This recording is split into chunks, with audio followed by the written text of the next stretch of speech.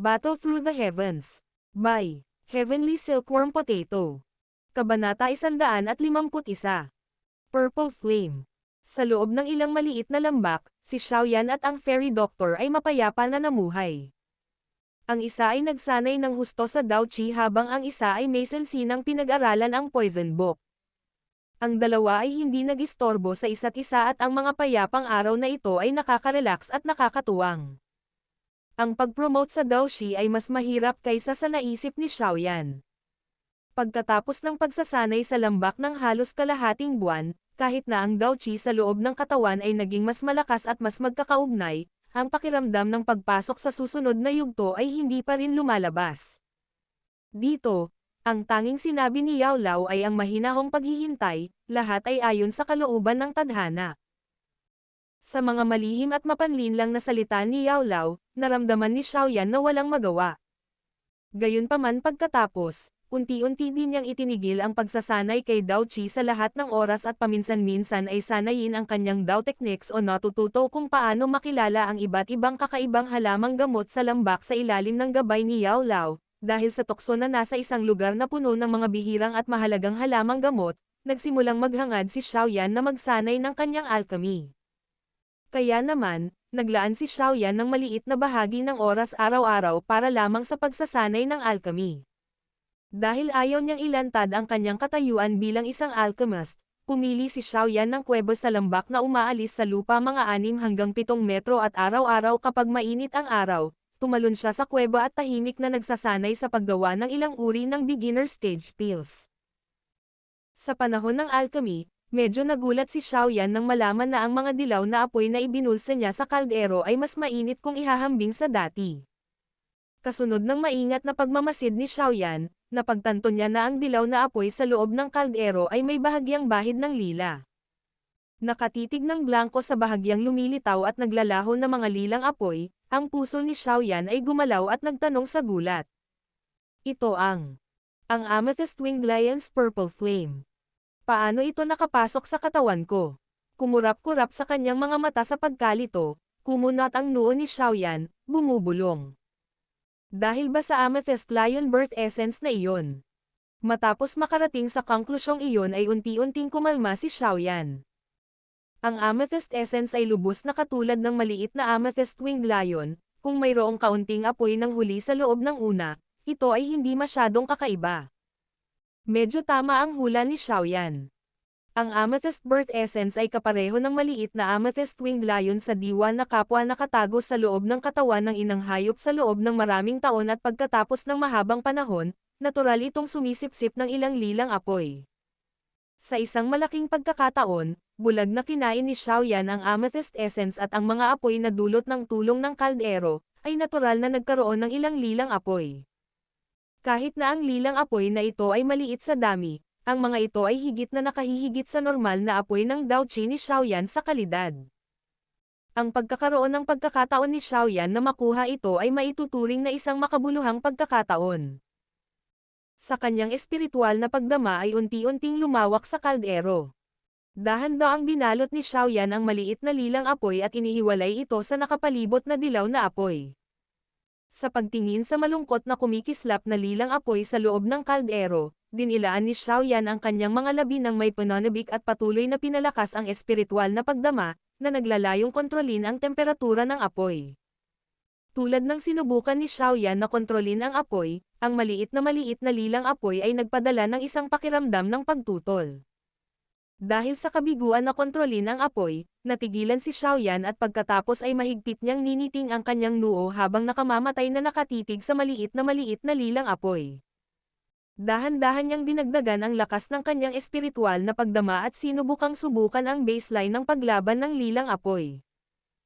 Bagamat malakas at matigas ang ulo ng Purple Flame, hindi nag-alala si Xiaoyan. Gaano man ito sabihin ng isa, ito ay kasalukuyang bagay na walang mayari. Si Xiaoyan ay may tiwala sa dahan-daang pangangibabaw dito. Sa loob ng kaldero, nakipagbuno si Xiaoyan sa lilang apoy, kapwa ayaw maging unang matalo.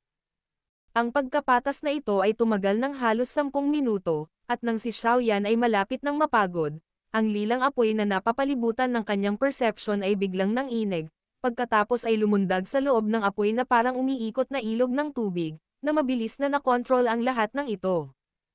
Habang inilalabas ni Xiaoyan ang kanyang spirit perception sa lilang apoy, bahagyang nanginginig ang buong katawan ni Xiaoyan. Ang panginginig na ito ay parang nagmula sa kaibuturan ng kaluluwa, mabilis na kumakalat sa kanyang buong katawan. Sa sandaling iyon, naramdaman ni Xiaoyan na parang na-promote ang kanyang kaluluwa, ang mga butas sa kanyang buong katawan, halos bumukas lahat sa sandaling ito. Ang pakiramdam na iyon ay napaka-misteryoso at komportable. Ang matinding kasiyahang ito ay naging dahilan upang muling manginig si Xiaoyan, ang kanyang mga mata na misteryosong nakapikit ay dahan-dahang bumukas. Isang light purple ang kumislap sa kanyang itim na mga mata bago kumupas at habang muling inilipat ni Xiaoyan ang kanyang atensyon sa kaldero, dahil sa pagkalat ng lakas ng spiritual perception, ang dilaw na apoy sa loob ay tuluyang naglaho habang ang maliit na lilang apoy ay nanatili, bahagyang kumikislap. Nakatitig sa lilang apoy, mabilis na utos ni Xiaoyan at agad itong lumipad sa bakana ng kaldero at pumasok sa katawan ni Xiaoyan mula sa gitna ng kanyang palad. Ang kanyang palad ay dahan-dahang umalis sa kaldero, si Xiaoyan ay nakahinga ng maluwag. Ang kanyang kanang kamay ay unti-unting pumulupot bago iniunat ni Xiaoyan ang kanyang gitnang daliri, bahagyang sinabing, "Magpakita ka." Kasunod ng boses ni Xiaoyan, bahagyang nanginginig ang gitnang daliri. Ilang sandali pagkatapos, isang maliit na lilang apoy ang tahimik na umusbong mula sa dulo ng daliri at bahagyang kumikislap. Tunay na apoy. Isang tunay na apoy. Sa kasalukuyang rank 1 alchemist na kakayahan ni Xiaoyan, talagang nakagawa siya ng totoong apoy mula sa kanyang palad na nangangailangan ng pagiging rank 4 alchemist man lang. Ang mga alchemist sa ilalim ng ika-4 na ranggo ay karaniwang kinakailangan na gumamit ng mga kakaibang pagbabago ng kaldero upang ilabas ang apoy na likas na Dao Qi sa loob ng kanilang mga katawan at ibahin ito sa aktwal na apoy. Sa pag-abot sa ika-4 na ranggo pataas, nagawang iligtas ng mga alchemist ang hakbang ng paggamit ng kaldero at agad na nagpalabas ng tunay na apoy.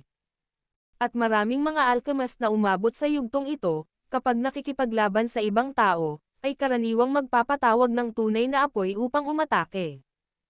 Gayun din, dahil sa likas na elemento ng alchemist, ipinanganak silang may apoy na may likas na kahoy at dahil sa likas na kahoy na iyon, ang apoy na ipinatawag ng mga alchemist ay higit sa kung ano ang maaaring gawin ng mga katulad na tier na practitioner, mas mainit at mas malakas.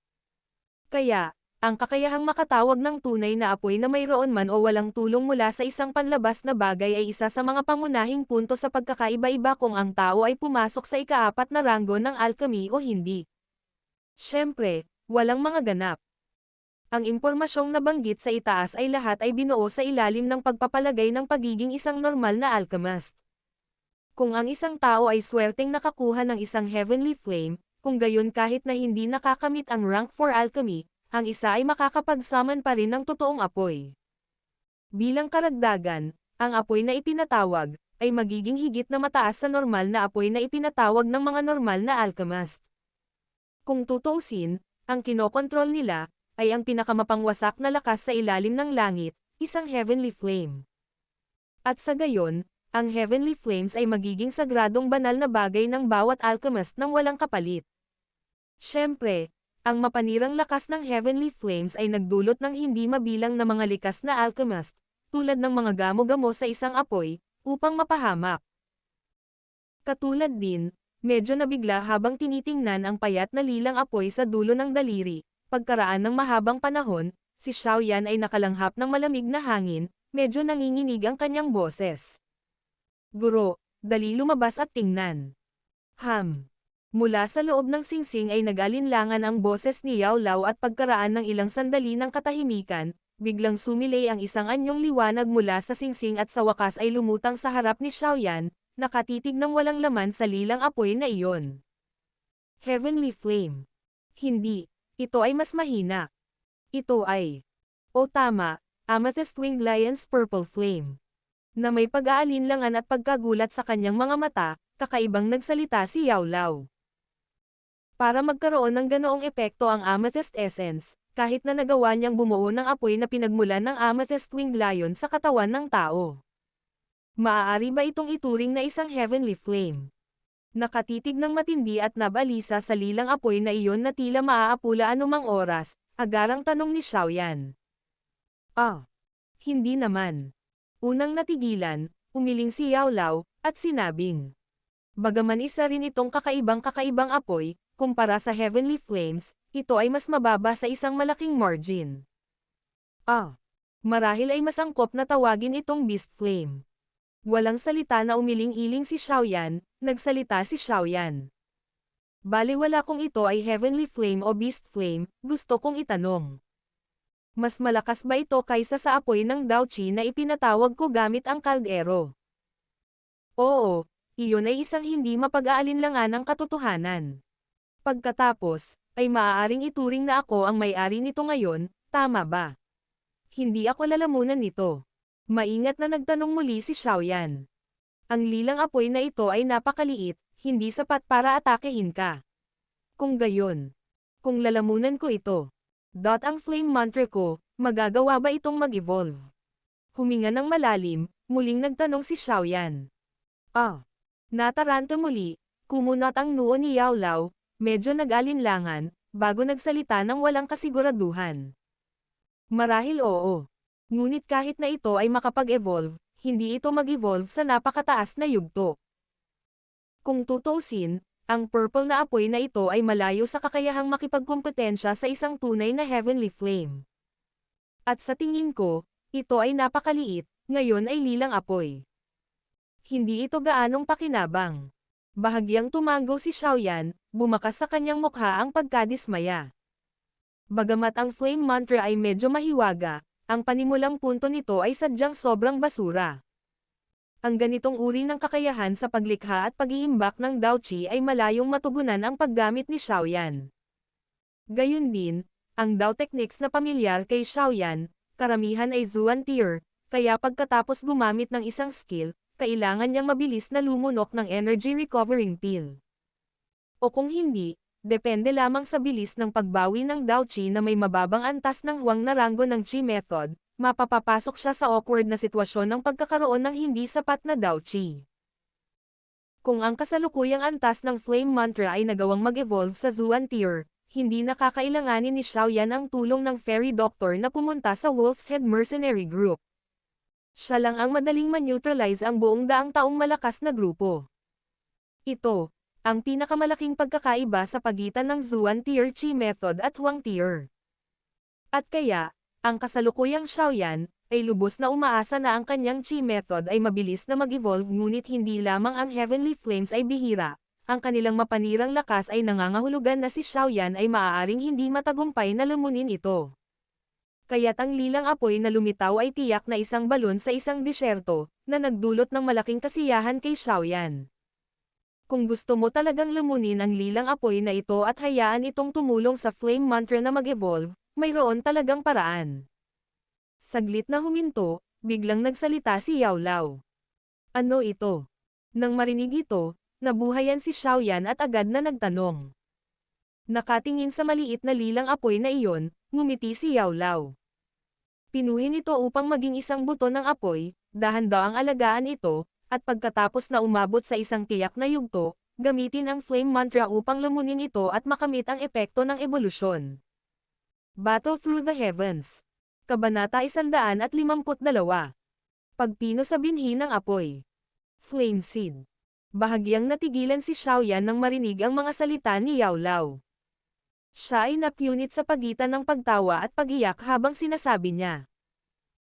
Bakit pakiramdam ko ang iyong mga salita ay nagpapahiwatig ng isang bagay tulad ng pag-aalaga ng hayop sa bahay, naghihintay na tumaba ito at pagkatapos ay katayin ito.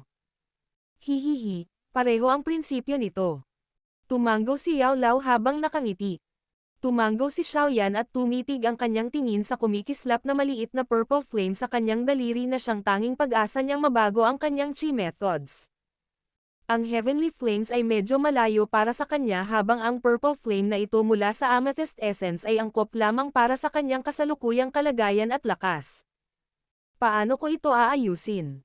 Napabuntong hininga si Xiaoyan, itinaas ang kanyang ulo at nagtanong. Relax, ang Purple Flame na ito ay walang may-ari kaya hindi ito makakalaban sa iyo. Ang pagpino nito para maging flame seed ay hindi dapat magkaroon ng labis na panganib.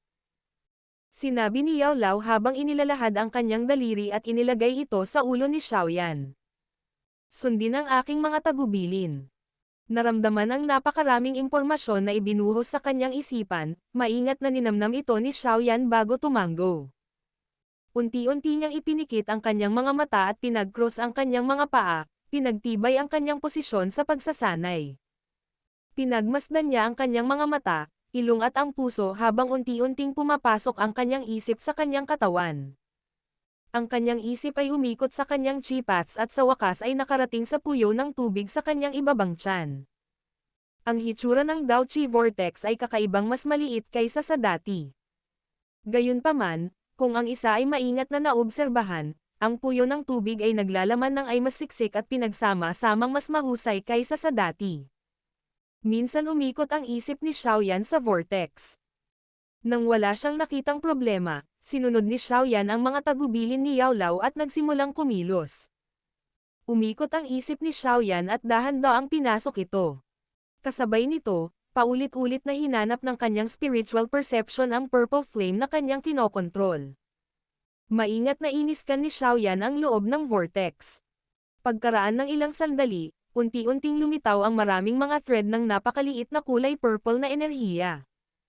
Nang lumitaw ang kulay purple na enerhiya, nagmamadaling kinokontrol ni Xiaoyan ang kanyang spiritual perception at pinalibutan sila sa napakabilis na paraan. Buksan ang isang maliit na butas sa vortex na maaaring maglaman ng purple flame.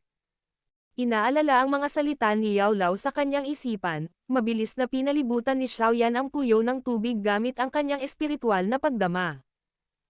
Pagkatapos ng maikling katahimikan, ang kanyang spiritual perception ang nagtulak sa vortex sa pag-ikot sa napakabilis na bilis. Kasunod ng vortex na umiikot sa mabilis na bilis, ang Dao Chi na dumadaloy sa kanyang chi paths ay mabilis din at mabangis. Gayunpaman, si Xiaoyan ay walang oras na mag-abala tungkol sa kanila. Ang kanyang isip ay ganap na nakatuon sa maliit na bakanteng espasyo sa gitna ng puyo ng tubig na nabuo mula sa mabilis na pag-ikot. Nang makitang epektibo ang kanyang mga aksyon, pinalakas ni Xiaoyan ang kanyang espiritual na pagdama na nakapalibot sa vortex. Kasunod ng pagtaas ng lakas ng espiritual na kamalayan, ang bilis ng pag-ikot ng puyo ng tubig ay lalong mabilis. Sa huli, ang orbit ng maputlang dilaw na kulay puyo ng tubig ay hindi na makikita habang ang tunog ng isang walang hugis na hangin ay umalangaw-ngaw sa labas ng puyo ng tubig. Patuloy na pinagmamasdan ng isip ni Xiaoyan ang gitna ng puyo ng tubig kung saan lumalawak ang bakanteng espasyo. Nang halos kasing laki na ito ng kamao, sa wakas ay nakahinga ng maluwag si Xiaoyan at dahan-dahang inalis ang kanyang spiritual perception mula sa vortex. Matapos ganap na bawiin ang espiritual na pagdama, ang bilis ng pag-ikot ng puyo ng tubig ay nagsimula ring unti-unting humina. Para naman sa butas sa gitna ng puyo ng tubig, ito ay nakabuo ng kakaibang ekwilibriyo na ang paligid ay nasa ilalim ng kontrol ng isip ni Xiaoyan at hindi nawala sa mas mabagal na bilis ng pag-ikot ng puyo ng tubig. Nang makitang hindi nawawala ang bakanteng espasyo, muling nagbuntong hininga si Xiaoyan sa kanyang puso. Dahan-daang pinalibutan ng kanyang isip ang isang thread ng enerhiya na kulay purple at ginabayan ito sa blockade ng nakapalibot na Dao Chi bago ito ipasok sa maliit na bakanteng espasyong iyon. Kaagad pagkatapos na pumasok ang kulay purple na enerhiya sa walang laman na butas, naramdaman ni Xiaoyan ang buong vortex na nanginginig at dali-dali niyang ginamit ang kanyang spiritual perception upang patatagin ang vortex. Dahil ang spiritual perception ni Xiaoyan ay nagsisikap na mapanatili ang sitwasyon, ang puyo ng tubig sa wakas ay naging matatag. Mula sa loob ng gitnang butas ng vortex, nakita ni Xiaoyan na maraming mga thread ng uri ng apoy na Dao Chi ang patuloy na tumatakas mula sa puyo ng tubig at bumubuhos sa kulay lila na enerhiya na sumasakop sa walang laman na butas. Ang isip ni Xiaoyan ay sabik na nagmasid sa maliit na kulay lila na enerhiya.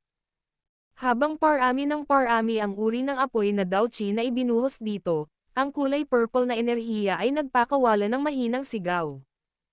Ilang sandali pa, nagsimula itong magbago sa ilalim ng pagmamasid ng isip ni Xiaoyan. Ang kulay ng kulay lila na enerhiya ay naging mas madilim. Nang magdilim ito sa isang tiyak na yugto, Ang enerhiyang kulay lila ay biglang nanginig at isang mahinang apoy ang bumangon mula sa kulay lila na enerhiya. Kaagad, ang enerhiyang kulay lila ay naubos ng maliit na lilang apoy. Sa madilim na walang laman na butas, nag-iisa ang kulay lila na apoy. Ang mahinang init nito ay tumalsik at pumasok sa Dao-Chi Vortex sa labas. Nang ang mahinang init ay pumasok sa Dao-Chi Vortex, naramdaman ni Xiaoyan na ang pag-ikot ng vortex ay naging mas mabilis.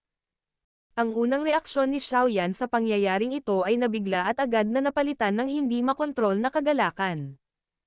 Kung ang vortex ay makakapag-ikot ng mas mabilis sa sarili nitong, nangangahulugan ito na hindi na kailangang manyawal na kontrolin ito ni Xiaoyan. Ang Dao-Chi mula sa nakapalibot na kapaligiran ay automatiko at patuloy na ibubuhos sa kanyang katawan, na nagpapahintulot sa kanya na patuloy na hugasan ni Dao-Chi. Ang ganitong uri ng benepisyo ay walang alinlangan na lubhang kapakipakinabang para sa kanyang pagsasanay.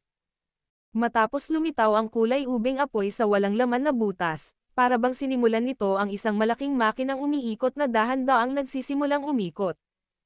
Ang apoy na may kulay lila ay kailangang sumipsap ng uri ng apoy na Dao-Chi mula sa loob ng vortex upang lumaki habang ang init na ibinubuga nito, ay nagpapataas ng rate ng pagsipsap ng Dao-Chi ng vortex. Ang paulit-ulit na relasyon na ito ay lubos na nakinabang sa Purple Flame at sa vortex. Muling napagmasdan ng isip ni Xiaoyan ang puyo ng tubig. Nang matiyak niyang walang problema, sa wakas ay inalis ni Xiaoyan ang kanyang isip mula sa loob ng kanyang katawan. Unti-unti niyang iminulat ang kanyang mga mata at isang lilang liwanag ang bumungad sa kanyang itim na mga mata. Ilang sandali pa, unti-unting nabawi ng kanyang pares ng mga mata ang orihinal na malalim na itim na kulay. Paano ito? Successful. Nang makitang iminulat ni Xiaoyan ang kanyang mga mata, nagtanong si Yao Lao, na matiyagang naghihintay. Oo, pinino ko ito para maging flame seed. Tinanggaw ni Xiaoyan ang kanyang ulo at inilahad ang kanyang palad. Marahan niyang pinunasan ang kanyang mga daliri. Matapos ang isang malinaw na tunog, isang maliit na lilang apoy ang bumangon mula sa dulo ng daliri ni Xiaoyan. Sa isang titig na puno ng kuryosidad, nilero ni Xiaoyan ang lilang apoy na pag-aari niya. Ilang sandali pa, marahang dumampi ang daliri niya sa dingding ng bundok sa tabi niya. Agad na nasunog ang dingding. Mukhang mas mahina ang bagay na ito kaysa sa teacher's bone-chilling flame. Mapait na ngumiti si Xiaoyan habang pinagmamasdan ang markang nilikha ng apoy. Siyempre, ang my bone-chilling flame ay isang heavenly flame at nasa ika-11 ranggo sa heavenly flames ranking list. Kung may kukumpara itong sirang bagay mo, bakit ako nag-abala sa panganib na masunog sa abo para hanapin ito? Nang marinig niya ang komento ni Xiaoyan, agad na inikat ni Yao Lao ang kanyang mga mata at napangiti siya. Walang magawang umiling si Xiaoyan. Ang mga salitang iyon ni Yao Lao ay isang malaking dagok sa kanya. Ang isang bagay na sa kabutihang palad ay nakuha niya pagkatapos ng labis na pagsisikap ay inilarawan bilang isang sirang bagay ni Yao Lao. Sige, huwag ka nang magmukhang mapang-api. Itong purple flame mo ay isinilang pa lang, gaano kaya ang lakas nito? Pagkatapos mong itaas ito, hindi ito dapat masyadong mahina. Hindi mo ba nakita ang lakas ng pag-atake ng Purple Flame ng Amethyst Winged Lion? Maging ang babaeng iyon na tinatawag na Yonjie kasama ang kanyang lakas na dawwang ay hindi nang ahas na basta-basta itong harangin. Mula rito, hindi ito karaniwan. Nang makita ang dismayadong ekspresyon ni Xiaoyan, aliw na sinabi ni Yao Lao. Napabuntong hininga si Xiaoyan at tumango. Sa isang mapait na ngiti, sinabi niya. Kung gusto kong itaas ang maliit na purple flame na ito sa lakas na katulad ng sa Amethyst Winged Lion, natatakot ako na tatagal ito ng kahit ilang dekada. Totoo ito kung gagamit tayo ng normal na pangangatwiran. Tumango si Yao Lao. Nang makita niya ang nanlulumong ekspresyon ni Xiaoyan, walang magawa niyang sinabi. Ngunit wala ka bang Amethyst Birth Essence? Ang bagay na iyon ang pinakamahusay na catalysta sa pagpapataas ng Purple Flame. Hanggat kaya mo ang bahagyang sakit na dulot nito sa iyo, ang iyong Purple Flame ay dapat na lumaki ng napakabilis. Amethyst Lion Birth Essence. Nang marinig ito, saglit na natigilan si Xiaoyan. Mabilis na napuno ng walang pidgel na kaligayahan ang kanyang mukha habang siya ay walang humpay na naglabas ng isang maliit na bote ng jade mula sa storage ring. Binuksan niya ang takip at isang mainit na hindi pangkaraniwang halimuyak ang lumabas mula rito. Matapos huminga ng malalim sa pabango na ito na puno ng siksik na enerhiya ng apoy, biglang napagtanto ni Xiaoyan na ang lilang apoy sa kanyang daliri ay lumakas din sa ilalim ng pabango. Napakalakas ng enerhiya ng apoy. Hindi sinasadyang napabuntong hininga si Xiaoyan nang maramdaman niya ang paggalaw ng purple flame. Kapag nagsasanay ka sa hinaharap, mas mabuti kung pipiliin mong gawin ito sa ilalim ng mainit na araw. Bukod pa rito, hindi mo maaaring ubusin ng labis ang Amethyst Lion Birth Essence. Siyempre, kung gusto mong ulitin ang masakit na karanasan tulad ng huling pagkakataon, maaari mong huwag pansinin ang aking mga salita. Pabirong sabi ni Yao Lao. Inaalala ang sakit ng kanyang nasusunog na katawan sa huling pagkakataon, ang katawan ni Xiaoyan ay nanginag. Ang pakiramdam na iyon ay hindi niya gustong maranasan sa pangalawang pagkakataon. Gamit ang iyong kasalukuyang lakas, dapat mo lamang gamitin ang iyong daliri upang isawsaw ito ng kaunti at lunukan ito sa iyong katawan kapag nagsasanay ka. Kung gumamit ka ng labis, maaari mong masunog muli ang iyong sarili. Seryosong paalala ni Yao Lao. Mabilis na tumanggaw si Xiaoyan. Hindi siya nang ahas gumawa ng biro dito. Ito ay higit pa sa sapat upang maranasan ang ganoong uri ng sakit ng isang beses. Gamit ang Amethyst Lion Birth Essence para mapabilis ang paglaki ng purple flame. Gaano katagal bago ito malunok?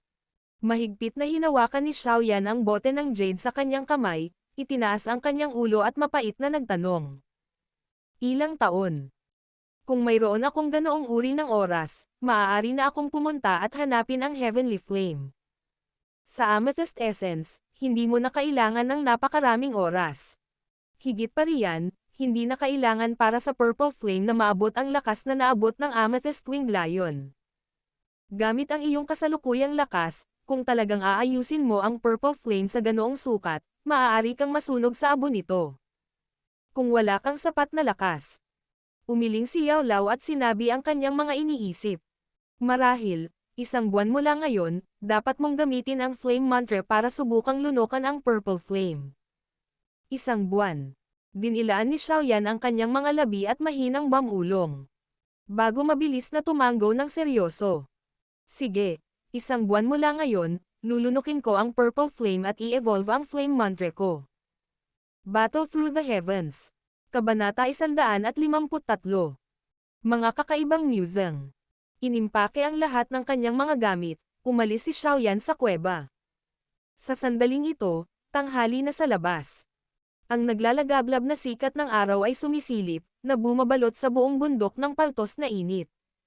Matapos tumalon pababa mula sa kuweba at maglakad ng ilang hakbang, nagkataon na nakasalubong niya ang Little Fairy Doctor, na may dalang basket ng bulaklak at kagagaling lang sa pag-aani ng gamot. Sa sandaling ito, nakasuot siya ng berdeng tela sa kanyang ulo, tulad ng isang magandang maliit na batang babae sa nayon.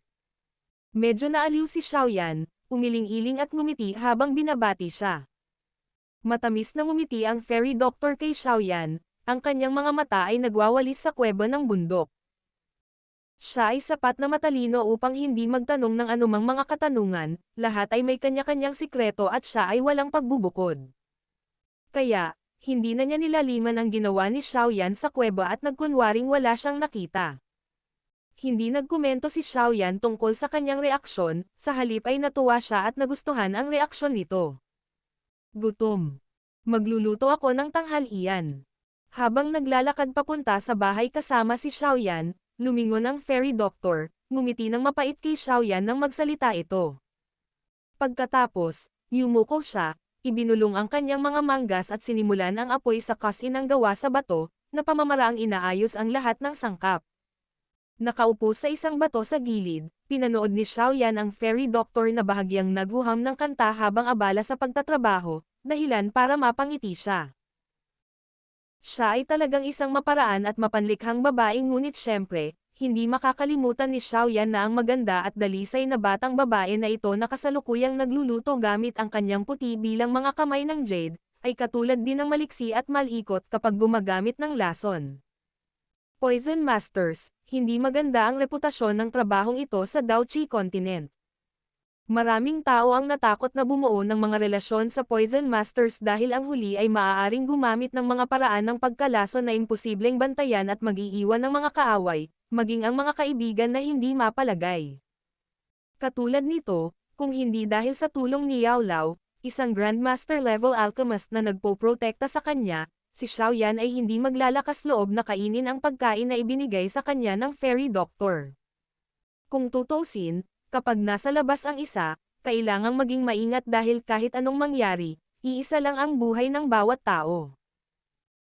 At marahil dahil hindi tinanggihan ni Xiaoyan ang alinman sa mga pagkaing inihanda ng Fairy Doctor, pagkatapos ng kalahating buwang pagsasama, ang Fairy Doctor ay mas palakaibigan at mas magiliw kay Xiaoyan.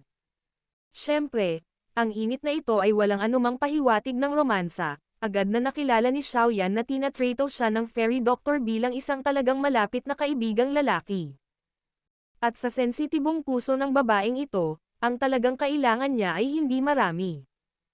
Ang kaunting tiwala lamang ay nakapagbigay ng magandang ngiti sa kanyang magandang mukha ngunit sayang, ang kanyang trabaho, ang naging dahilan upang makatanggap siya ng kaunti nito. Dahil dito, bahagyang nahihiya si Xiaoyan. Kung hindi dahil sa tulong ni Yao Lao, tiyak na hindi niya makakamit ang pagkakaibigan ng Fairy Doctor. Nakaupo sa bato, tiningnan ni Xiaoyan ang magandang figure na abalang nagluluto ng tanghalian para sa dalawa. Bahagyang huminga, bigla siyang nagtanong. Kailan mo balak umalis dito? Ha? Nang marinig ang tanong ni Xiaoyan, tumalikod ang Fairy Doctor. Itinabi ng kanyang mga kamay ang kanyang bangs at may pag-aalinlangang tumitig kay Xiaoyan gamit ang kanyang magagandang mata, bahagya niyang tinanong. Bakit? Huwag mong intindihin, ito ang iyong lugar, hindi ako mangangahas na itaboy ka. Pinisil ni Xiaoyan ang kanyang mga kamay, nang aasar. Dahil sa ilang kadahilanan, maaaring mananatili ako sa lugar na ito nang humigit kumulang kalahating buwan hanggang isang buong buwan. Naisip ko, kung mayroon kang anumang agarang bagay, maaari kang. Okay lang, pwede kang manatili kahit gaano mo gusto. Wala talaga akong kailangang asikasuhin. Naisip ko na kung may oras ako, makakapag-adventure ako sa Dauchi Continent saglit ngunit hindi ito isang urgent na bagay. Hindi minamadali ang oras ko. Napabuntong hininga ang Fairy Doctor at tumawa ng walang pakialam. Adventuring sa Dauchi Continent. Hindi masamang ideya iyon. Tumanggo si Xiaoyan bilang pagsang-ayon. Ang pakikipagsapalaran sa Dauchi Continent ay isa rin sa kanyang mga pangarap.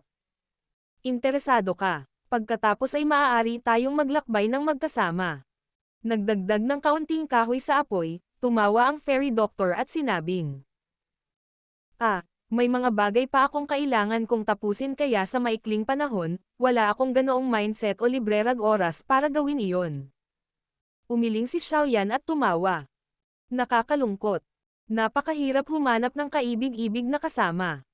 Umiling na may kaunting panghihinayang, mahinang nagsalita si Fairy Doctor. Pupunta sa pakikipagsapalaran. Isang magiliw na payo lamang. Dapat mong subukan ang iyong makakaya upang itago ang iyong pagkakakilanlan bilang isang Poison Master. Kung hindi, ang iyong paglalakbay ay magiging malungkot. Saglit na nagmumuni-muni, biglang nagsalita si Xiaoyan ng seryoso. Nanginginig ang kanyang katawan, ang Fairy Doctor ay naghagis ng ilang hindi nakakalason na kabute sa kaldero saka tumitig sa kumukulong kaldero. Bahagyang buntong hininga, malinaw sa kanya ang tungkol sa kanyang sariling katayuan, ito ay mag-uudyok ng takot sa marami. Sa totoo lang, hindi ka pa maituturing na Poison Master. Magagamit mo ang iyong pagkakakilanlan bilang isang doktor sa pakikipagsapalaran. At least ang isang doktor ay madaling makakuha ng respeto ng mga tao. Tinitigan ang biglang na-mute na profile ng Fairy Doctor, pinilit ni Xiaoyan na tumawa. Magiging Poison Master ako sooner or later at baka ako ang uri na nag-uudyok ng pinakapuot at takot. Napabuntong hininga, mahinang nagsalita si Fairy Doctor. Maging Poison Master ka man, depende sa sarili mo. Ang ganitong bagay, at least walang pipilitin ka. Nang marinig ito, Medyo natarante si Xiaoyan. Ay, hindi mo maiintindihan. Bumagsak ang buhok niya at natakpan ang magandang mukha niya. Mahinang ungol ng fairy doctor. Kung magkikita tayo sa hinaharap, sana ay kaya mo pa rin akong tretuhin bilang isang kaibigan. Napakamot sa kanyang ulo sa pagkataranta, ang kay Xiaoyan ay lubos na nalito sa mahiwagang mga salita ng Little Fairy Doctor. Hahaha, tapos na. Umiling-iling ang fairy doctor na tumingin sa kumukulong kaldero, at biglang ngumiti. Nagunat upang kumuha ng maliit na mangkok sa gilid, naglagay siya ng isang mangkok ng mushroom soup at maingat na inihain kay Xiaoyan. Inabot at kinuha ito, naamoy ni Xiaoyan ang masarap na halimuyak, nagsimulang maglaway ang kanyang bibig at lumunok ng laway, binigyan niya ng thumbs up ang fairy doctor, pagkatapos ay hindi pinansin ang init ng sopas, sinimulan niya itong inumin. Nakatitig kay Xiaoyan na may hawak na mangkok ng mushroom soup at kumakain ng walang pag-aalinlangan, isang masayang ngiti ang lumitaw sa magandang mukha ng Little Fairy Doctor. Talagang gusto niya kung paano siya pinagkatiwalaan ni Xiaoyan. Nakasquat sa bato, uminom si Xiaoyan ng ilang mangkok ng mushroom soup pagkatapos ay ibinalik ang bowl sa Fairy Doctor bilang kasiyahan. Tinatapik ang kanyang bilog na tiyan, nakangiting masaya at sinabing, "Magandang mga kasanayan. Kung sino ang magpakasal sa iyo ay napakaswerte. Pakasalan mo ako."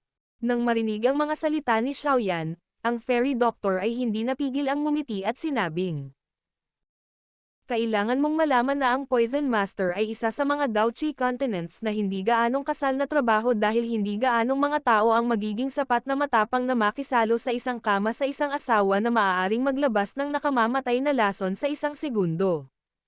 Walang magawang umiling si Xiaoyan, naramdaman ni Xiaoyan na medyo masyadong pessimistic ang fairy doctor. Kahit na ang pagiging isang poison master ay medyo natakot sa mga tao, ang kanyang kasalukuyang kakayahan ay malayo sa pag-abot sa yugtong iyon, tama ba? Yaong mga grandmaster level na poison masters na kasumpa-sumpa, magagawang takutin ang lahat at hindi maglakas loob na humakbang kahit saan malapit, ay hindi isang bagay na maaaring maging sinuman. Tandaan, kung magkikita tayong muli sa kontinente ng Daochi sa hinaharap, hindi mo ako masusuklam. Dahil kung gayon, sa palagay ko ay talagang malulungkot ako. Inayos ang mga gamit, naglakad ang fairy doctor patungo sa bahay at papasok na sana siya ay napatigil ang kanyang mga yabag at mabilis na tumalikod upang magsalita na may bahagyang ngiti. Nang matapos siyang magsalita, pumasok siya sa bahay, naiwan ang isang lubos na naguguluhan na si Xiaoyan sa bato na mag-isa. Nakatitig ng blanko sa maliit na bahay ng matagal, walang magawa si Xiaoyan. Kahit na siya ay maging isang poison master sa hinaharap, bakit mahalaga iyon? Base lang sa trabaho niya, kamumuhian niya siya. Matapos maaliw ang mga ligaw na pag-iisip at nakatutuwang haka-haka, tamad na tumayo si Xiaoyan. Pagdating sa isang lugar sa ilalim ng bundok, inangat niya ang kanyang ulo at tumingin sa nakakapasong araw sa kalangitan. Bahagyang gumalaw ang kanyang mga paa sa mabigat na humakbang sa lupa. Kasunod noon ay isang malutong na tunog ng pagsabog, ang katawan ni Xiaoyan ay parang bala ng kanyan, umaakyat sa bangin at habang ang lakas na iyon ay nauubos, ang kanyang mga paa ay muling tumapak sa batong pader. Sa gitna ng mga ingay ng pagsabog, ang katawan ni Xiaoyan ay dumiretso sa batong pader ng walang katapusan. Sa ikalimang pagsabog, ang katawan ni Xiaoyan ay nag-volley sa hangin, matatag na lumapag sa isa sa mga taluktok ng bundok sa loob ng lambak. Mula rito, ang maliit na bahay sa ibaba ng lambak ay hindi kasing laki ng kalahating kamao. Walang tigil na naglalabas ng mainit na sinag ng liwanag. Ang mga nakalantad na bato sa labas, sa ilalim ng baking sun na ito, ay napakainit na hindi maglakas loob na hawakan ito ng mga tao. Ang lokasyon ng landing ni Xiaoyan ay isang magandang nakausli na rock slab. Ito ang pinakamagandang lugar para masiyahan sa pinakamainit na sunbathing. Pinunasan ang pawis sa kanyang noo, mapait na ngumiti si Xiaoyan at umiling. Pagkatapos magreklamo tungkol sa kung gaano kahirap ang pagsasanay para sa kanyang sarili, umupo siya sa umuusok na bato. Pagkaraan ng ilang sandali, ang init mula sa kanyang puwitan ay naging sanhi ng pagngit ng ngipin ni Xiaoyan. Pagkaupo ng tuwid, hindi pinansin ni Xiaoyan ang patuloy na pawis na patuloy na tumutulo mula sa kanyang mukha. Ang dalawang kamay ay bumubuo ng training seal at nagsimulang tumahimik ang kanyang isipan. Nang matapos niyang tapusin ang kanyang posture sa pagsasanay, nalaman ni Xiaoyan na ang likas na elemento ng enerhiya mula sa paligid ay nagsimulang tumulo sa kanyang katawan. Ang kanyang isip ay regular at pamilyar na pinipino ang enerhiya na kakapasok lang sa kanyang chi paths, sa wakas ay dinadala ito sa kanyang chi vortex. Matapos itong i-circulate sa chi vortex, pagkatapos ay ini-channel ito sa purple na apoy sa gitna ng chi vortex. Ang pagsipsip ng apoy na ito na likas kay Dao Qi na may mga pahiwatig ng mainit na araw, nagsimulang sumiklab ang lilang apoy at pagkatapos lamunin, ang maliit na lilang apoy ay tila lumaki ng kaunti. Sa ilalim ng atensyon ng kanyang isip, ang bawat bit ng mabagal na paglaki ng maliit na lilang apoy ay napansin ni Xiaoyan. Sa pagtingin sa disenteng resulta ng pagsasanay, lubos siyang natuwa at pagkatapos na masipsip ang enerhiya mula sa panlabas na kapaligiran saglit, dahan-daang iminulat ni Xiaoyan ang kanyang mga mata. Pagkatapos ay inilabas niya ang bote ng jade na naglalaman ng amethyst essence mula sa singsing. Bahagya at maingat na pinunasan ang dulo ng daliri niya, pagkatapos ay ipinasok sa bibig at bahagyang tinikman. Kasunod ng kanyang laway ay napalunok ito sa kanyang tiyan. Kasabay ng paglunok ng amethyst essence sa kanyang tiyan, namula ang mukha ni Xiaoyan. Ang orihinal na normal na balat, sa sandaling ito ay nagsimulang magkaroon ng mga pahiwatig ng pula. Naramdaman ang pagbabago sa kanyang katawan, mabilis na tumutok si Xiaoyan, pagkatapos ay ipinalibot ang Dao Qi sa kanyang katawan at sinimulang in-neutralize ang matinding at malupit na enerhiyang ito. Sa bundok na bato, sa ilalim ng nakasisilaw na araw, ang kabataan ay pawis at nagngangalit ang kanyang mga ngipin habang tinitiis niya ang pagsubok ng matinding init sa loob ng kanyang katawan, parang uod na seda na nagtitiis sa sakit bago kumawala sa bahay uod at naging paro-paro. Pagkatapos ng sakit, ito ay tulad ng isang muling pagsilang. Lamang, ang paglalakbay na ito ng pagbabago, ay nangangailangan ng masakit at malupit na pagsubok upang pagyamanin. Battle Through the Heavens. Kabanata 154. Nakalulungkot na katawan ng lason. Araw-araw ay unti-unting lumipas habang si Xiaoyan ay tahimik na nagsasanay sa liblib na lambak. Dahil sinimulan ni Xiaoyan na pinuhin ang Purple Flame, kalahating buwan na ang lumipas. Sa loob ng kalahating buwang ito, halos sumuko na si Xiaoyan sa pagsasanay sa kanyang Dao Qi at inilipat ang lahat ng enerhiya na naabsorb ng kanyang katawan mula sa paligid patungo sa Purple Flame na katulad ng isang napakalalim na hukay. Habang tumatagal ang kabaliwan na ito, kitang-kita rin ang tagumpay ni Xiaoyan. Ang Purple Flame, na dating halos kasing laki ng pinky ng isang tao, ngayon ay pinalaki ng 10 beses. Sa tuwing titingnan ni Xiaoyan ang kanyang sarili at nakikita ang lumalagong Purple Flame, isang kasiyahang pakiramdam ang lilito sa loob niya. Sa bilis na ito, higit na kailangan niya ng isa pang kalahating buwan bago maabot ng Purple Flame ang kinakailangan para sa kanya upang mabago ang kanyang Chi method. Ito ay isa pang araw na pagsasanay sa ilalim ng mainit na araw. Nakaupo si Xiaoyan sa mga bato. Basang-basa na ng pawis ang damit niya. Pagkatapos magtiis ng pagsasanay sa ilalim ng mainit na araw ng humigit kumulang 2 oras, sa wakas ay lumabas si Xiaoyan mula sa kanyang mode ng pagsasanay ng unti-unting bumababa ang temperatura sa hangin, ibinaba niya ang kanyang ulo, nakita ang kanyang basang-basang damit at walang magawang umiling. Iniunat ni Xiaoyan ang kanyang katawan at saka pumikit para tingnan ang loob niya. Nang mapagmasdan niyang lumaki muli ang Purple Flame, nagbigay siya ng isang nasisiyahang ngiti, tumayo at bahagyang lumundag. Pagkatapos ng kalahating buwan na nasa ilalim ng araw, ang balat ni Xiaoyan ay naging mas maitim. Medyo nagmature din ang kanyang maselang at makisig na mukha sa kanyang pagpupursige sa pagsasanay. Nang mabawi ang kanyang bahagyang namamanhid na mga binti sa kanilang orihinal na estado, iniunat ni Xiaoyan ang kanyang braso at bahagyang pinitik ang kanyang daliri. Kasunod ng mahinang tunog, biglang bumangon ang isang malaking bola ng kulay purple na apoy mula sa palad ni Xiaoyan at agad na tinakpan ang kanyang buong kamay. Pagkatapos ng kalahating buwan ng mahihirap na pagsasanay, ang maliit na purple flame na lumabas mula sa kanyang daliri ay maaari na ngayong takpan ang kanyang buong kamay. Ngumisi si Xiaoyan habang pinagmamasdan ang kanyang kamay na nakapaloob sa purple flame. Dahan-dahan niyang hinigpitan ang kamao at biglang naglabas ng suntok. Kaagad, ang mataas na temperatura ay nag-ihaw sa hangin sa kanyang harapan hanggang sa ito ay bahagyang nasira at malabo. Kung ito ay tumama sa katawan ng isang tao, hindi dapat masyadong masama ang epekto. Ngumiti si Xiaoyan at mahinang sinabi habang hinahayaan ang purple flame sa kanyang kamay na dahan-dahang tumaas. Nilero ni Xiaoyan ang purple flame sa bundok na bato bago niya ito atubili na itago sa kanyang katawan. Bahagyang nanginig ang kanyang katawan at bumaril ang purple cloud wings mula sa kanyang likuran. Itinagilid niya ang kanyang ulo at ngumiti sa mga itim na pakpak na mayroong kumikinang na kulay lila, pagkatapos ay tumalon pabalik sa lambak. Ang matinding tunog mula sa hangin ay dumaan sa tainga ni Xiaoyan.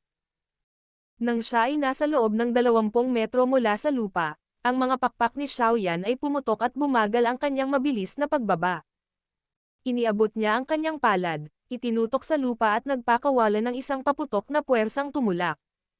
Sa lakas, bahagyang umangat ang katawan ni Xiaoyan, na nagpapahintulot sa kanya na pamitik sa hangin.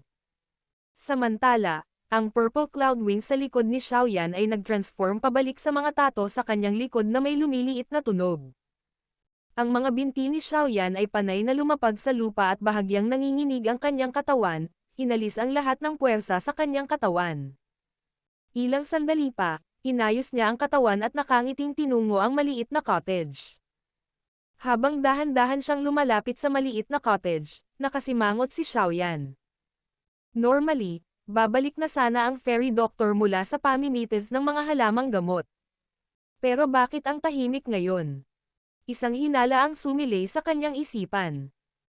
Unti-unting dumating si Xiaoyan sa harapan ng maliit na cottage at kumatok sa kahoy na pinto ngunit wala ni Katie Ting na ingay doon. Kumatok siyang muli ng ilang beses, nakuha ang parehong resulta. Sa pagdidikit ng kanyang mga kilay, isang pagkabalisa ang sumilay sa puso ni Xiaoyan. Tumayo siya sa may pintuan at nag-alinlangan sandali. Sa wakas, nag-igting siya at marahas na sinipa ang kahoy na pinto. Matapos halos sipin buksan ang pinto, nagmamadaling pumasok si Xiaoyan, nalaman lamang na napuno ng usok ang silid, na naging dahilan ng pag-ubo niya ng ilang beses.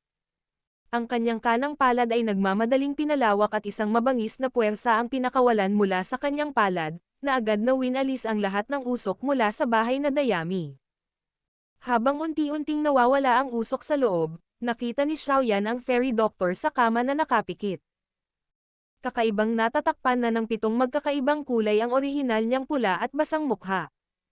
Nang makitang tila hindi humihinga ang fairy doctor, natarante si Xiaoyan.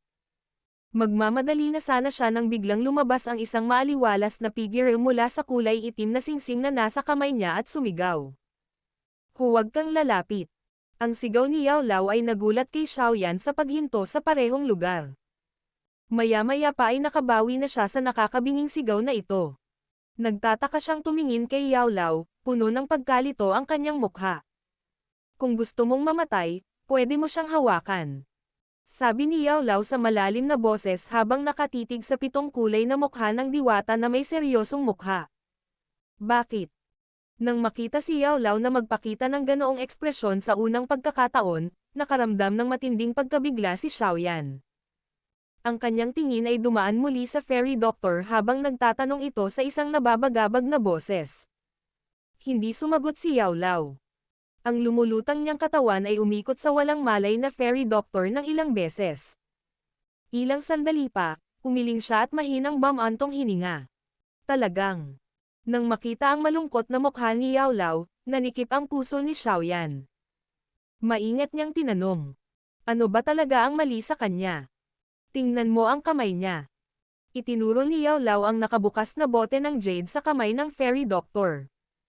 Nang marinig ito, nagmamadaling inilipat ni Xiaoyan ang kanyang tingin sa kamay ng fairy doctor. Sa ibabaw nito, nakita niyang may hawak itong maliit na bag ng black medicinal powder. Ang mga mata ni Xiaoyan ay nagdududa. Humakbang siya, huminto ng ilang talampakan mula sa kamay ng fairy doctor at bahagyang naamoy ang amoy na inilalabas ng pulbos na gamot. Agad na nakaramdam ng pagkahilo ang kanyang ulo at ang kanyang dibdib ay parang nabaligtad ang lahat. Nanghina siya at napilitang umupo sa lupa habang nakabusangot ng matagal. Sa wakas, tumayo siya at sinabi sa nabigla na boses. Napakalakas ng lason. Ang bagay na iyon ay dapat pang ang makapatay ng isang daoshi kung hindi sila mag-iingat. Oo, kahit na kailangan kong aminin na ang batang babae na ito ay napakahusay sa paggawa ng lason. Nakangiting tumango si Yao Lao. Ang kanyang boses ay naglalaman ng isang papuri o kung ano pang pakiramdam. Ngumiti ng mapait si Xiaoyan at tumango. Naramdaman din niya na ang fairy doctor ay isang natural na ekspertong manipulator ng lason. Siguro mas tumpak ang pagtawag sa kanya ng poison fairy. Tingnan mo ang sulok ng kanyang bibig. Itinuro ni Yao Lao habang lumulutang siya sa cottage. Lumipat ang tingin ni Xiaoyan mula sa kamay ng fairy doctor patungo sa kanyang mapupulang labi na tumutulo sa kagandahan. Naningkit ang kanyang mga mata. Sa tabi ng pulang basa, may mga labi ng itim na pulbos. Mula sa kulay at bango nito, halatang iyon ang kulay itim na lason na hawak ng fairy doctor sa kanyang kamay. Kinuha niya ang lason at nagpakamatay. Paano ito posible? Sa walang dahilan, bakit siya nagpakamatay? Nakatulala sa mga itim na labi, bumulong si Xiaoyan sa paraang naguguluhan. Sino ang nagsabi na nagpakamatay siya? May nakita ka bang patay na napakaganda? Inilibot ni Yao Lao ang kanyang mga mata at kinulot ang kanyang mga labi habang sinasabi niya. Ang lakas niya ay sa isang one-star na si Dao Zi, paano niya matitiis ang isang bagay na maaaring pumatay sa isang daoshi? Gustong sugurin ni Xiaoyan at tingnan ang paghinga ng fairy doctor ngunit pagkatapos ng sigaw ni Yao Lao mula noon, nababalisa lang siya sa paglalakad. Kung siya ay isang ordinaryong tao, tiyak na mamamatay siya. Ngunit, tumitig ang mga mata ni Yao Lao sa magandang poster ng pagtulog ng fairy doctor sa kama at mahinang sinabi. Pero hindi siya. Anong ibig mong sabihin? Itinigil ni Xiaoyan ang kanyang mga yapok at nagtanong sa natigil ang boses. Saan siya naiiba? Dahil ba ito sa kanyang pagkakakilanlan bilang isang master ng lason? Ngunit kahit na ito ay isang master ng lason, ang pagkalason hanggang sa kamatayan ng kanilang sariling lason ay hindi isang bagay na kakaiba. Hindi ito na para bang sila ay hindi naaapektuhan ng lason. Tama. Kahit na ang mga mahusay na master ng lason ay may posibilidad na mapatay ng kanilang mga lason. Tumango si Yao Lao at sinabi sa seryosong boses. Ngunit palaging may mga exception. Sa kontinente ng Daochi, mayroong isang uri ng espesyal na pangangatawan. Ang ganitong uri ng pangangatawan ay binibigyan ng pangalan. Natural poison body o woeful poison body dahil ang hitsura ng naturang lason na katawan ay kadalasang nagdudulot ng kapahamakan sa iba. Natural na katawan ng lason. Nakakalungkot na katawan ng lason. Ang mga banyagang pangalan ay walang kabuluhan sa isip ni Xiaoyan. Nananatili ka sa Wotan City sa halos buong buhay mo at natural lang na hindi mo alam ang ilan sa mga sikreto ng kontinente ng Daochi. Noong nasa akin pa ang aking pisikal na katawan, isang babae na may nakalulungkot na katawan ng lason ang lumitaw sa kontinente ng Daochi. Sa isang saglit na galit, nilason ng babaeng ito ang bakuran ng 100 imperyo, nalason sa lupain ng 100 imperyo. Nang marinig ang mga salitang iyon, mabilis na nakalanghap si Xiaoyan ng malamig na hangin. Hindi ba masyadong mabisyo ang babaeng iyon? Daan-daang libong buhay ang walang awang kinuha. Nagpapatay lang ba siya ng manok? Dapat mong malaman na may mga batas sa gitna ng malalakas sa kontinente ng Daochi. Ang mga aksyon ng babae ay walang alinlangan na lumalabag sa mga hindi opisyal na tuntuning ito. Kung tutuusin, maraming malalakas na tao ang nagmula sa imperyong iyon. Kaya, ang sitwasyon ay sumabog mula rito. Isa-isa, maraming malalakas na tao ang nagtungo upang hanapin ang babaeng iyon upang maghayganti ngunit ang bawat isa sa kanila ay ang pinakamalakas sa kanila. Oo, ang pinakamahina sa kanila ay ang mga mahihina. Si Ling at ang pinakamalakas ay ang siyam na bituin na si Dao Huang na malapit ng tumuntong sa yugto ng Daozang. Sa pagkukwento ni Yao Lao, bigla niyang ikanaway ang kanyang kamay. Sa kasamaang palad, lahat sila ay napatay sa mga kamay ng babae. Gulp!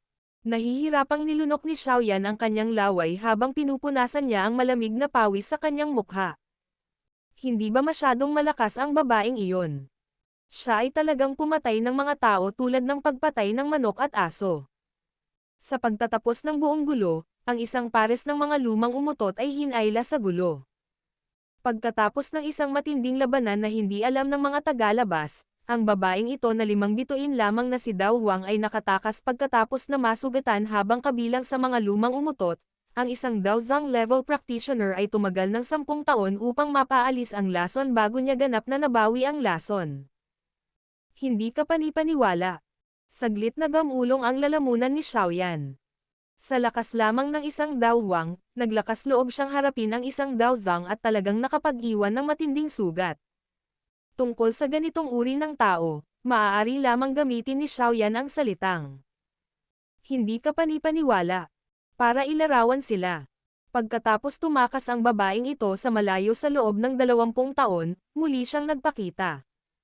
Noong panahong iyon, na-promote na siya sa klase ng Daozang. Sa oras na ito, ang mga matandang hanggal na lihim na nagdusa sa kanyang mga kamay ay hindi nang ahas na lumabas at basta-basta siyang husgahan. Kaya't maaari lamang silang magpanggap na bingi at hindi pinansin ang lahat ng balita tungkol sa kanya. 20 taon. Tumataas mula sa 5-star Dao Huang hanggang sa isang Daozang. Ang bilis na ito ay maaaring ituring na abnormal. Sabi ni Xiaoyan habang umiiling. Ang babaeng ito ay talagang nagtataglay ng ganoong uri ng nakakatakot na talento. Tumango si Yao Lao habang inilipat ang kanyang tingin sa fairy doctor sa kama at mahinang sinabi. Pagkatapos noon, nabangga ko ang babaeng iyon minsan nang makakita ako ng spiritual herb at nagsimula ang isang sigalot. Sa wakas, nag-away kami. Unti-unting nanlaki ang mga mata ni Xiaoyan. Ito ang unang pagkakataon na narinig niyang naglik si Yao Lao ng ilan sa kanyang mga lumang gawa. Kaagad, nagmadali siyang nagtanong. Ano ang resulta? Ang resulta. Ngumiti si Yao Lao at itinaas ang kanyang ulo. Ang mapuputik niyang mga mata ay tila bamantong hininga sa mga alaala. Pagkaraan ng ilang sandali, nagbigay siya ng isang mahinang ngiti at sinabing. Ang resulta ay maaaring isaalang-alang na natalo ko siya ng kaunti. Huminga ng malalim si Xiaoyan. Puno ng gulat ang mukha niya. Battle Through the Heavens. Kabanata 155. Ang nakakatakot na kalagayan. Isang maliit na tagumpay. Kahit na si Yao Lao ay masyadong malabo tungkol dito, nagawa pa rin ni Xiaoyan na maramdaman ang kahulugan sa loob. Noong nasa Dao Huang level na ang babae, naglakas loob na siyang ibigay ang kanyang lakas laban sa Daozang level practitioners. At sa oras na nakipag-away siya kay Yao Lao, naabot na niya ang antas ng Daozang ngunit nauwi pa rin ito kay Yao Lao na nangunguna. Mukhang, hindi pagmamalabos na sabihin na ang Yao Lao noong panahong iyon ay nakatayo sa tuktok ng Daochi Continent. Nakatingin sa nakatulala na mukha ni Xiaoyan, hindi naiwasang mapag-alitan ni Yao Lao. Ano ang dapat ikagulat? Sa hinaharap, maaari ka ring umabot sa ganoong yugto. Siguro. Nagkibit balikat si Xiaoyan, tumangging magkomento. Ang ganoong antas ay hindi na maaabot ng talento lamang, ang pagkakataon at swerte ay kailangang-kailangan para mangyari ito. Ang kasalukuyang siya ay nais lamang na ang Purple Flame ay mabilis na mapangalagaan bago ito lunukan upang mabago ang kanyang chi method at hayaan din ang kanyang sarili na mabilis na maging isang Daoshi. Para naman kay Daowangs, Daozangs. Ito ay mga super existence lang na madaling ma-suffocate si Xiaoyan sa mga pangalan lang nila, talagang ayaw niyang kumagat ng higit sa kaya niyang nguyain. Ayon sa paliwanag ng guro, ang doktor ng diwata, maaari kaya siyang magkaroon ng nakalulungkot na katawan ng lason. Tanong ni Xiaoyan habang ang kanyang mga tingin ay muling dumaan sa 7 kulay sa magandang mukha ng fairy doctor habang siya ay nakahiga sa kama. Oo. Bahagyang tumango ang kanyang ulo, ang nakangiting ekspresyon sa mukha ni Yao Lao ay dahan-daang umatras. Tinitigan niya ang fairy doctor ng ilang sandali bago bahagyang bamantong hininga. Minsan kong nakalaban ang babaeng iyon, kaya ang aking medyo malalim na impresyon sa nakalulungkot na katawan ng lason. Ang ganitong uri ng paraan ng pagsasanay sa lason ay medyo kakaiba, hindi nila kailangan ng mahabang taon na pagsasanay sa Dao Chi. Sa halip para lumakas sila, kailangan lang nila. Habang nagsasalita siya hanggang sa puntong ito, lumingon ang mga mata ni Yao Lao sa mga bakas ng pulbos sa sulok ng bibig ng diwata na may bahagyang kakaibang ekspresyon. Kumain. Lason. Nang makita niya kung saan nakatingin si Yao Lao, unang natigilan si Xiaoyan, kahit na mabilis na nagbago ang kanyang ekspresyon habang gulat na sinabi niya. Ah, tama. Nakakaubos ito ng lason. Kapag nakakonsumo sila ng lason, gagamit ang kanilang Wolfall Poison Body ng Stang Technique para gawing espesyal na lason na Dao Chi ang enerhiyang nasa lason. Napatikip si Yao Lao sa kanyang labi sa pagkamangha habang nagpatuloy. Kung mas matindi ang lason, mas mabisa ito sa pagpapataas ng kanilang lakas. Kaya, hindi nila kailangang dumaan sa anumang mahirap na pagsasanay. Hanggat patuloy silang kumakain ng lason, ang kanilang lakas ay mabilis na tataas. Ito ay talagang isang nakakatakot na pangangatawan. Marahan na bamantong hininga, mapait na tumawa si Xiaoyan. Natural, walang perpekto sa mundong ito. Ang nakakalungkot na katawan ng lason na ito ay maaaring mabilis na makapagtaas ng lakas sa pamamagitan ng pagkonsumo ng lason, ngunit ang lason sa pagtatapos ng araw ay lason pa rin. Sa pamamagitan ng pag-asa sa nakalulungkot na katawan ng lason, mapipigilan ng isang tao ang lason sa paglamon sa kanyang katawan. Gayunpaman, kapag mas maraming lason ang hindi makakapag-ipon ng poison sa paglipas ng panahon. Lason si Dao Chi, kung gayon. 10,000 lason ang lalamunan ang katawan, na magiging sanhi ng dahan-daang pagkamatay ng may-ari sa ilalim ng pinakamasakit na pagpapahirap. Umiling si Yao Lao at bumuntong hininga. Ang paggunita sa sakit ay mas pinipili ng isa ang kamatayan kaysa buhay, ang katawan ni Xiaoyan ay dahan-daang nanginag. May kaunting awa, tumingin siya sa fairy doctor sa kama na mukhang Sleeping Beauty at malungkot na nagtanong. Wala bang solusyon dito? Natural lamang na bayaran ang presyo para sa pagkakaroon ng kakayahang magsanay ng mabilis. Sa mundong ito, walang librerang tanghalian. Mahinang sabi ni Yao Lao. Kung gayon, kung tatalikuran niya ang pagkonsumo ng lason upang makakuha ng lakas, posible bang maiwasan ang gayong wakas? Umikot ang mga estudyante ni Xiaoyan habang nagtatanong. Sa teorya, posible. Tumanggo si Yao Lao, nakita ni Yao Lao ang kaligayahan sa mukha ni Xiaoyan at bamantong hininga.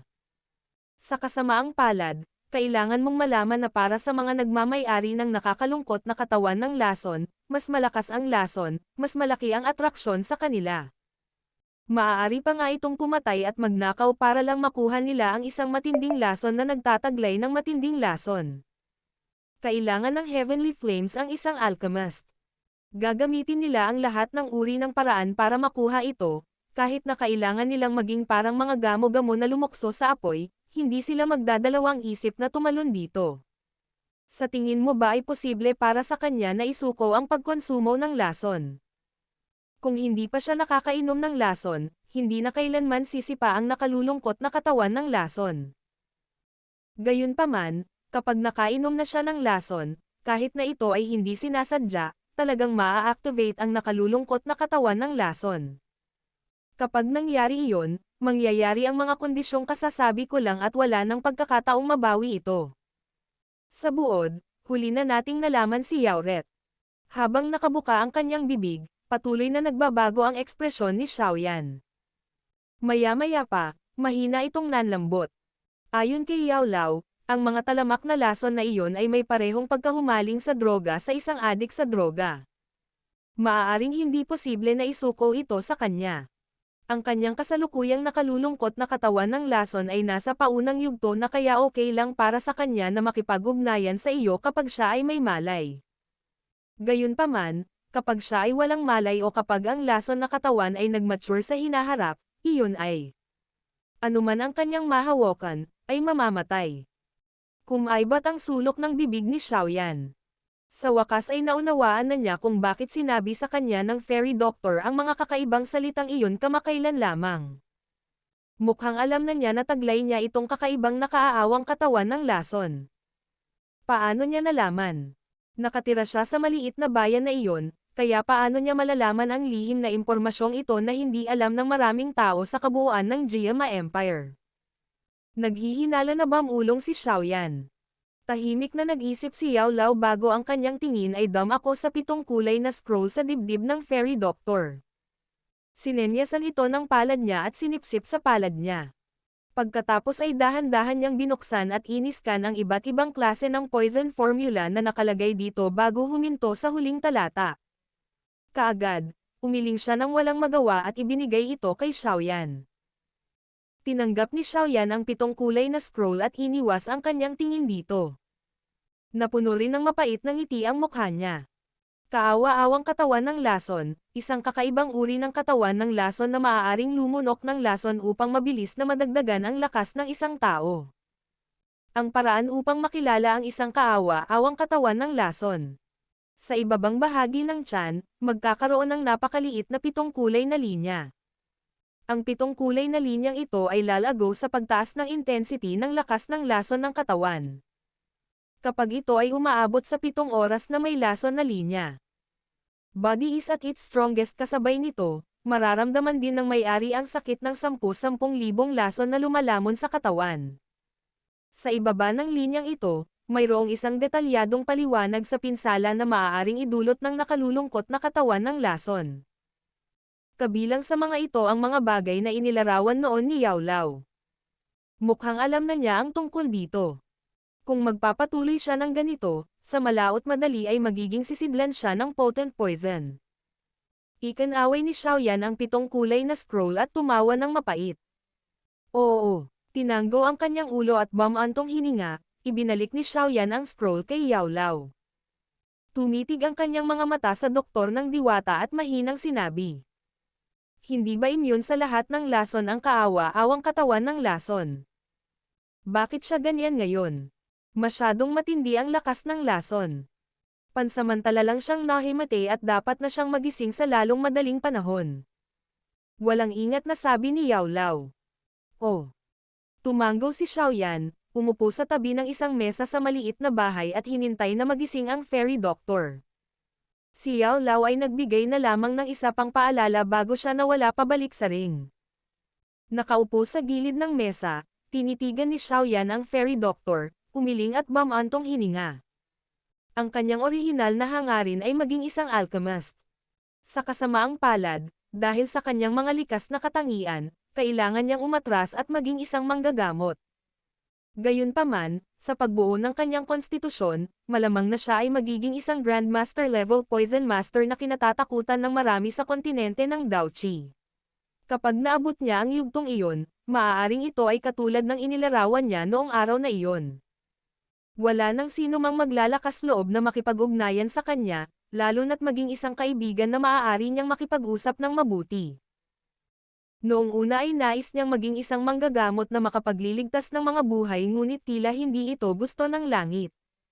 Sa halip, pinahintulutan ang mabait na binibini na ito na magkaroon ng isang kaawa-awang katawan ng lason na kinatatakutan ng lahat. Bumantong hininga, itinaas ni Xiaoyan ang kanyang mga mata at nakitang unti-unting lumiliit ang 7 kulay sa mukha ng Fairy Doctor. Nagising ba siya? Bumulong si Xiaoyan bago siya muling umupo ng tahimik para sa isa pang maikling sandali. Tuluyan na itong binuksan ng Fairy Doctor na mahigpit na nakapikit sa kama. Bahagyang gumalaw ang kanyang kamay habang nakatingin ang gilid ng kanyang mga mata sa itim na lason. Ang sulok ng kanyang bibig ay unti-unting pumulupot ng mapait. Ilang sandali pa, kumalat ang pait ng hilahin ng Fairy Doctor ang kubrekama sa mukha niya. On and off, ilang humihikbi na ingay ang ibinubuga mula sa loob ng kubrekama. Nabigo akong makontrol muli ang aking sarili. Dapat talaga akong mamatay. Nakaupo sa upuan at nakikinig sa mahina at banayad na paghikbi, lalong bumigat ang damdamin ni Xiaoyan. Dahan-dahan siyang tumayo at umupo sa tabi ng kama. Ang kanyang kamay ay marahang tinatapik ang katawan ng Fairy Doctor na nagtatago sa likod ng kubrekama. Nang maramdamang may kumalabit sa kanya, biglang hinayla pababa ang kubrekama. Nanlaki ang mga mata ng Fairy Doctor nang makita ang binata na nakaupo sa tabi ng kanyang kama. Mabilis niyang pinahid ang kanyang mga luha at mahinang nagtanong. Kailan ka pa pumasok? Pumasok ako noong wala ka pang malay. Malumanay nang umiti si Xiaoyan. Nang marinig ito, bahagyang nagbago ang magandang mukha ng fairy doctor. Palihim niyang itinago sa kubrekama ang kulay itim na lason na hawak niya ng mahigpit sa kamay. Pagkaraan ng ilang sandali, tila may bigla siyang naalala at nagmamadaling nagtanong. Hinawakan mo ba ako? Ah. Sa sobrang tagal ng pagkakakilala ko, parang ako ba yung tipong sasamantalahin ka kapag may problema ka? Napatawa si Xiaoyan. Hindi ko ito pinag-uusapan. I mean, hindi mo hinawakan ang alinmang bahagi ng katawan ko, di ba? Ikinaway ng fairy doctor ang kanyang mga kamay habang nagtatanong. Hindi. Umiling si Xiaoyan. Nang makitang umiling si Xiaoyan, sa wakas ay nakahinga ng maluwag ang fairy doctor. Hinailan niya ang kanyang mga binti sa kanyang dibdib at ibinaba ang kanyang Snow White na baba sa kanyang tuhod habang mahina niyang sinabi. Okay lang ako. Nagkaroon ng problema sa lason na ginagawa ko. Hindi nagsalita si Xiaoyan. Nakatitig lang ang mga mata niya sa fairy doctor. Pagkaraan ng ilang sandali, bigla siyang nagsalita ng mahina. Talaga. Hindi mo maaaring iwanan ang bagay na iyon. Nang marinig ang mga salita, ang fairy doctor ay nag-react sa simula. Kasunod nito, ang kanyang magandang katawan ay yumigting at tumingin kay Xiaoyan na may pangit na ekspresyon. Ikaw. Anong alam mo? Nabasa ko na ang 7-colored poison book. Sa parehong oras, alam kong nakainom ka ng lason. Nakatitig si Xiaoyan sa pares ng matingkad na mga mata habang sinasabi niya. Kung gayon, alam mo rin ang tungkol sa nakalulungkot na katawan ng lason na inilarawan dito. Nang makita si Xiaoyan na tumatango-tango ang kanyang ulo, ang fairy doctor ay nagbigay ng malungkot na ngiti at napakagat sa kanyang mapupulang basang labi. Tinanong niya. Kung gayon natatakot ka rin sa akin, hindi ba? Nakatitig sa fairy doctor na may luhang dumausdad sa kanyang magandang mukha, naramdaman ni Xiaoyan ang mga emosyon na gumalaw sa kanyang puso. Umiling siya at marahang tinapik ang ulo nito na may mainit na ngiti sa gilid ng labi. Magiliw niyang sinabi. Kung natakot ako, ngayon lang ako tumakbo. Kahit anong sabihin mo, hirap at ginhawa na ang pinagdaanan natin. Nang marinig niya ito, huminto ang luha sa matingkad na mga mata ng fairy doctor habang nakatingin siya kay Xiaoyan na may malapad na bibig. Hindi ka ba talaga natatakot sa akin? Maglalakas loob ka pa bang kainin ang pagkain na niluluto ko para sa iyo? Kahit kailan. Sabi ni Xiaoyan na puno ng ngiti ang mukha. Pinagmamasdan ang mukha ni Xiaoyan na may ngiti na puno ng init, isang mainit na pakiramdam ang damaloy sa puso ng fairy doctor. Pinunasan niya ang mga luha sa kanyang mukha, huminga sa kanyang baradong ilong at mamulong sa kanyang puso. Salamat, Xiaoyan. Marahil, ikaw lang ang magiging kaibigan ko sa hinaharap. Ano man ang mangyari sa hinaharap, hanggat tinuturing mo pa rin akong kaibigan, ako ay palaging magiging fairy doctor mula sa Qingshan Town sa harap mo kahit na matatakot ako sa lahat ng ito.